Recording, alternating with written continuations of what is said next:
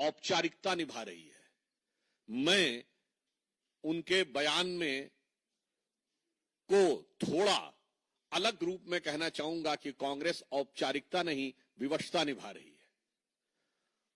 और इससे बहुत स्पष्ट है, और विवशता इसलिए है कि इस मुद्दे पर न कांग्रेस के किसी नेता ने कभी कुछ बोला, न लिखा, न कुछ किया, और आज अचानक ऐसा प्रतीत होता है कि सिर्फ मीडिया आकर्षण पाने के लिए उन्होंने इंडी गठबंधन को साथ न रख पाने की छटपटाहट में यह कार्य किया है। और यहां पर दोनों पार्टियों के बीच में देखिए कितना बेहतरीन द्वंद्व चल रहा है कि जहां समाजवादी पार्टी ने जब अपना विषय ही चेंज कर दिया तो कांग्रेस पार्टी को मजबूरन उसी दिशा में जाना पड़ा। शायद कांग्रेस को लगा होगा कि सपा ने हमसे ज्यादा माइलेज ले लिया है, तो कांग्रेस को लगा होगा हम तो बड़ी पार्टी हैं, हमारे पास बड़े बड़े कई नेता हैं, हम अगर कोई ऐसा कार्य करें जिसमें बेहतर फोटो आप दिखेगा तो मीडिया माइलेज हम ज्यादा ले सकते हैं। तो इसलिए यह प्रतीत होता है कि दोनों पार्टियों के बीच हो रही अपने कोर वोट बैंक की प्रतिस्पर्धा से प्रेरित यह प्रयास है।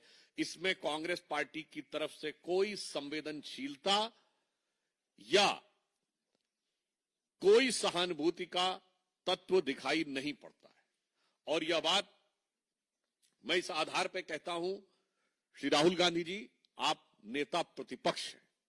अगर नेता प्रतिपक्ष हैं तो देश में कहीं भी हुई घटना के ऊपर आपका नजरिया निष्पक्ष होना चाहिए, पक्षपाती नहीं होना चाहिए। और कम से कम आपकी पार्टी के द्वारा शासित राज्यों में तो आपकी नेता प्रतिपक्ष की प्रभावकता, और कांग्रेस पार्टी के तो आप अघोषित रूप से नंबर 1 नेता कई सालों से हैं, वो तो साफ दिखाई पड़नी चाहिए थी। परंतु हम पूछना चाहेंगे कि इंडी गठबंधन के शासित राज्यों में 18 जून 2024 को तमिलनाडु में अवैध शराब की त्रासदी में जो हृदय विदारक कांड हुआ था, क्या राहुल गांधी जी वहां पर गए थे? फरवरी 2024 में पश्चिम बंगाल का संदेश खाली की वह दुर्दांत घटना जो शायद महिलाओं के साथ हुए अत्याचार और दमन, दोनों अत्याचार और उसके बाद उसका दमन, उसमें भारत के इतिहास की सबसे खौफनाक घटनाओं में से एक है। क्या राहुल गांधी जी आपकी संवेदना जागी थी? 6 जुलाई 24 को बहुजन समाज पार्टी के एक कार्यकर्ता की हत्या हुई थी तमिलनाडु में, तो क्या आपकी संवेदना जागी थी?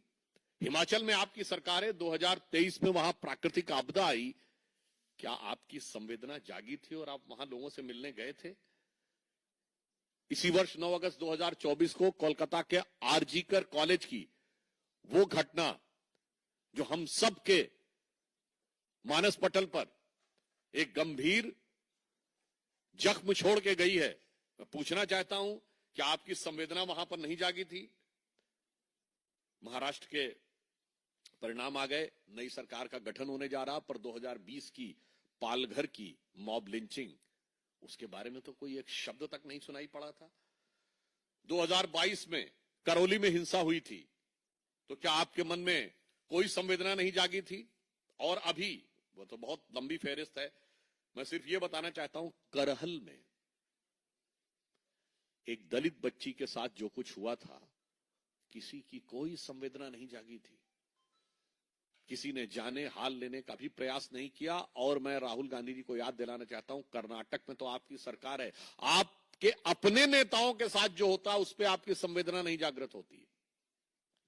कर्नाटक में कांग्रेस के एक नेता जो वहां नगर पंचायत के सदस्य भी थे, उनकी बेटी नेहा हीरामत को कैमरे के सामने चाकुओं से घायल कर दिया गया, मार दिया गया। उसके बाद आपका कोई वक्तव्य नहीं आया। और आपके गृह मंत्री ने क्या कहा? वो तो उन दोनों का आपस में था, कुछ संबंध था और आपस में लड़ाई हो गई। इस जंग का गैर जिम्मेदाराना शर्मनाक बयान कर्नाटक के होम मिनिस्टर का आया, आपके मन में कोई संवेदना नहीं जागी? कर्नाटक में आपके शेड्यूल कास्ट नेता हुआ करते थे अखंड श्रीनिवास मूर्ति, उसके उनके घर के ऊपर एक भीड़ ने हमला करके प्राणघातक हमला किया। आपकी कोई संवेदना नहीं जागी? इससे बहुत साफ है कि इसमें किसी भी प्रकार की संवेदना का कोई महत्व नहीं है, बल्कि सियासी तराजू के नफे नुकसान को पे तौल के, सियासत के तराजू पर नफा नुकसान पहले तौला जाता है, उसके बाद तय किया जाता है कि हमें क्या करना है। अभी प्रियंका जी का भी यह बयान आया, तो मुझे यह भी लग रहा है कि भाई प्रतिस्पर्धा इंडी गठबंधन में ही है कि कांग्रेस पार्टी में भी अब दो ध्रुव हो गए हैं। एक जमाने में यूनिपोलर पॉलिटिक्स हुआ करती थी देश की, और बीजेपी ने बाईपोलर कर दिया है। मुझे लग रहा है कांग्रेस के अंदर भी बाईपोलर पॉलिटिक्स का एक नया युग का सूत्रपात होने वाला है। और यहां पर हम एक और बात कहना चाहते हैं, यदि आपके मन में संवेदना थी और आप ईमानदारी से जाना चाहते थे तो आपको सूचना देनी चाहिए थी। और पुनः मैं कहूं, श्री राहुल गांधी जी के पास Z+ विद ASL सिक्योरिटी है। ASL का फुल फॉर्म, ये वो सिक्योरिटी है जो देश के गृह मंत्री के पास है, देश के रक्षा मंत्री के पास है। ASL का मतलब होता है एडवांस सिक्योरिटी लाइसेंसिंग। इस सुरक्षा का व्यक्ति, ये प्रधानमंत्री के बाद सर्वोच्च स्तर की सुरक्षा है। इस प्रकार की सुरक्षा के व्यक्ति को जहां जाना होता है, एडवांस में वो प्रोग्राम बताया जाता है, एडवांस में वहां पर पुलिस की टीम पहुंचती है और उस जगह को सैनिटाइज करती है और उसके बाद क्लियरेंस देती है। तो ना तो आपके दिल की भावना थी जाने की, और ना आपने औपचारिक रूप से जो आपका दायित्व और सुरक्षा, उन दोनों के हिसाब से भी आपने जाने की मंशा नहीं की, एक रस्म अदायगी की और उसके उपरांत लौटकर आ गए। तो मुझे लगता है कि कांग्रेस पार्टी का ये जो सो कॉल्ड यात्रा थी, ये इंडी गठबंधन की आपसी प्रतिस्पर्धा के भाव से अधिक प्रेरित थी, जो इंडी गठबंधन के भिन्न भिन्न दलों में अपने उस कोर वोटर को अपने कब्जे में रखने की छटपटाहट से प्रेरित है। वो मूल वोट जिस कारण से इंडी गठबंधन एक हुआ है, उस पे कब्जे की ये छटपटाहट है। इसमें जनता के लिए संवेदना कहीं दिखाई नहीं पड़ती। दूसरा विषय, मैं एक महत्वपूर्ण और गंभीर विषय कहना चाहूंगा कि पंजाब में जब से आम आदमी पार्टी की सरकार आई है, आर्थिक स्थिति खस्ताहाल होती चली जा रही है और वहां पर अपराध और कानून की स्थिति निरंतर समस्याजनक होती जा रही है। आने के साथ ही हत्याओं का सिलसिला और अपराधियों के हौसले बढ़ने का जो सिलसिला शुरू हुआ, जो शायद मैं सिर्फ 2 घटनाओं का उल्लेख करता हूं जो कभी किसी भी दौर में पंजाब में नहीं हुआ, कि पुलिस के एक ऑफिस के ऊपर हमला करके लोगों को छुड़वा लिया जाए, ये आम आदमी पार्टी की सरकार के बीच में हुआ। और आज पवित्र स्वर्ण मंदिर के द्वार के ऊपर गोली चलना और एक पूर्व मुख्यमंत्री और पार्टी के अध्यक्ष रहे, उनके ऊपर हमले का प्रयास दर्शाता है कि पंजाब में स्थिति किस सीमा तक पहुंच गई है। और इसका मुख्य कारण यह है कि आम आदमी पार्टी में एक अंदरूनी खींचतान चल रही है। पंजाब की सरकार, ये ऐसा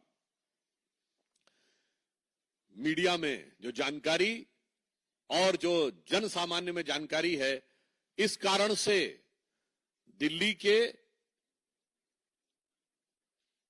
एक प्रकार से अभी भी जो एक्चुअल मुख्यमंत्री कहे जाते हैं, नॉन ऑफिशियल, क्योंकि राहुल गांधी जी ने कहा था वो नॉन ऑफिशियल एमपी हैं और यहां नॉन ऑफिशियल सीएम है। और जो ऑफिशियल सीएम है, अब पता नहीं उनके बीच में क्या है, मुझे लग रहा है इसलिए उनका ध्यान वहां शासन प्रशासन पे नहीं है, बल्कि आपसी खींचातानी में है। और इस कारण से पंजाब की जनता को इस दुख और कष्ट का सामना करना पड़ रहा है। और इस दरमियान पंजाब में आर्थिक स्थिति क्या हो रही है, मैं आप लोगों को यह बताना चाहूंगा कि पंजाब में 2021-22 में 23,000 कुछ करोड़ रुपए का इन्वेस्टमेंट आया था, जो पिछले साल 3,400 कुछ करोड़ रुपए का जो बिजनेस का इन्वेस्टमेंट आया है। एक मीडिया में प्रकाशित खबर के अनुसार 80% से अधिक की गिरावट आई है।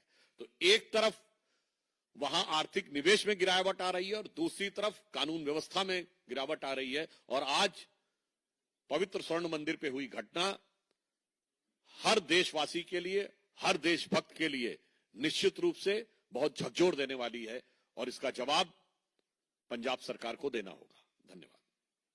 कोई प्रश्न हो तो पवन टीवी 18। सर, अखिलेश यादव का बयान है कि बीजेपी सरकार जो है वहां लोगों को पता नहीं क्यों नहीं जाने देना चाहती है, क्या छुपाना चाहती है। वही जो पाकिस्तानी जो कुछ कारतूस भी मिले पुलिस का ऐसा दावा है, तो कह रहे हैं कि पुलिस की करतूत है, कुछ भी कर सकती है। देखिए, इस विषय के ऊपर मेरे विचार से गंभीरता से बात होनी चाहिए। यदि वहां पर पाकिस्तानी कारतूस बरामद हुए हैं तो अब मैं देश की प्रबुद्ध जनता से यह कहना चाहूंगा कि आप स्वयं समझ सकते हैं कि अगर पाकिस्तानी आर्मी का कारतूस बरामद हुआ है तो इतनी बड़ी घटना को किसी को कवर फायर देने की क्या आवश्यकता है। और या फिर उससे गंभीर बात यह है कि उसका कंधा कौन था।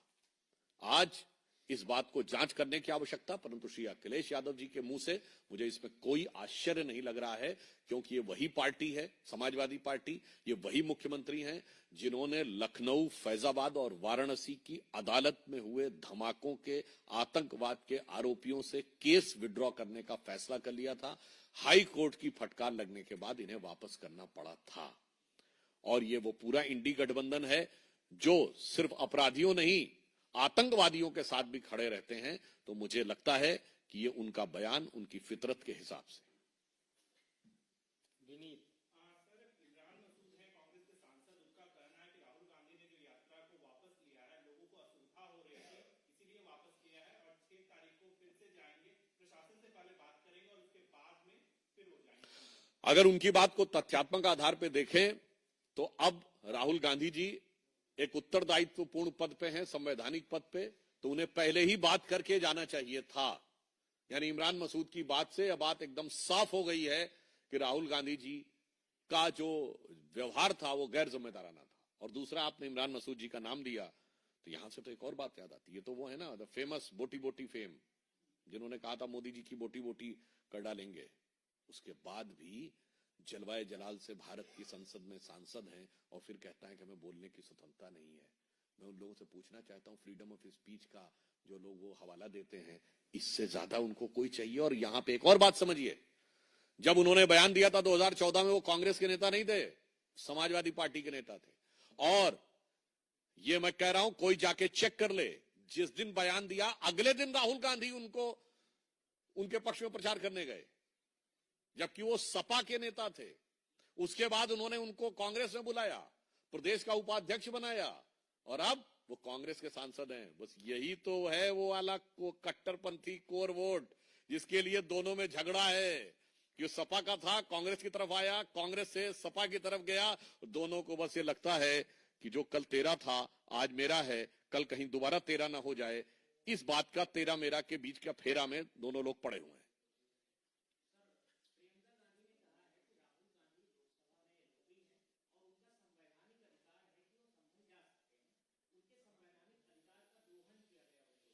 देखिए, यदि आप नेता प्रतिपक्ष हैं तो संवैधानिक अधिकार के साथ साथ संवैधानिक दायित्व भी होता है। उनका संवैधानिक दायित्व यह था कि वो प्रशासन से बात करके नियमों और व्यवस्थाओं के तहत जाते, नियम और व्यवस्था तोड़ते हुए नहीं। और इसीलिए संवैधानिक पद पर बैठने मात्र से संवैधानिक विवेक जागृत नहीं हो जाता है और दायित्व बोध नहीं आ जाता है। ये राहुल गांधी जी के आचरण से साफ दिख रहा है। और मैं पुनः कहूंगा, उनका ना तो कोई संवैधानिक उद्देश्य था, ना कोई राजनीतिक उद्देश्य था। केवल समाजवादी पार्टी के साथ हो रही गला काट प्रतिस्पर्धा के बीच में एक मीडिया का आकर्षण क्रिएट करना ही उनका लक्ष्य था। और कोई प्रश्न? बहुत बहुत धन्यवाद।